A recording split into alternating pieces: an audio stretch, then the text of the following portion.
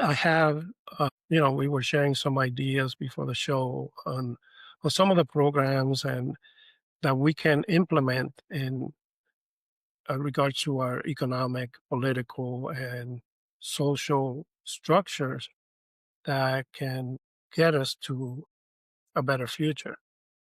Yeah. And yeah, Yeah, capitalism can definitely take us to a better future. We just got to rethink how we apply it. well, capitalism is pretty much has reached the peak of its existence.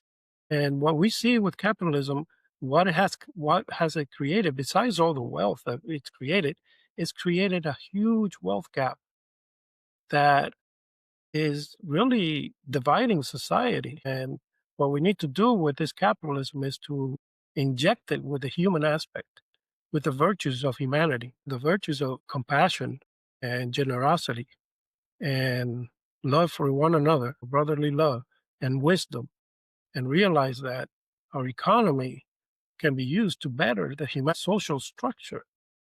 And we need to ask and demand from big corporations that they put more of their funds into the community, because one of the ways that we restructure this economy is to move away from these corporations focusing on profits only and helping them realize that their social duties are even more important because we are the one who support them. And if you have in the food industry these companies that are poisoning us, you know, we gotta let them know, hey, that's not your role. Your role is not to make a profit and to give us poison. Your role is to keep us healthy Yes.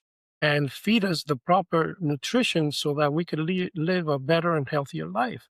That's your role in society. And once I understand that, maybe we can transform the industry. And that goes for pretty much all the other industries that we have to, Well, where instead of them focusing on this, you know, profits, they focus more on the right things to do, for the society. yeah, that goes back to what we were talking about earlier, and I think it's honestly the first video I've ever had on YouTube where they go. It was about the Lunchables one that I just published the episode yesterday. Now, most of my long form, they get pretty decent downloads within 24 hours. Not massive on YouTube, but like some right. But I don't have one episode on the podcast on YouTube, and only two downloads on the video version. But on Rumble and and on off of like Spotify and Apple, they've got downloads. And so I tried to promote the video because I'm like, okay, maybe it's just not clicking with people, right? So I was like, I'll spend $10 and just try to. You spend $5 or $10 usually kind of gets the juices flowing and gets people to check it out. Well, YouTube gave me, or well, slash Google Ads said that even though it's factual, it can be misleading. That there's lead in it, but it can be built up over time. That's misleading that it could hurt kids. What?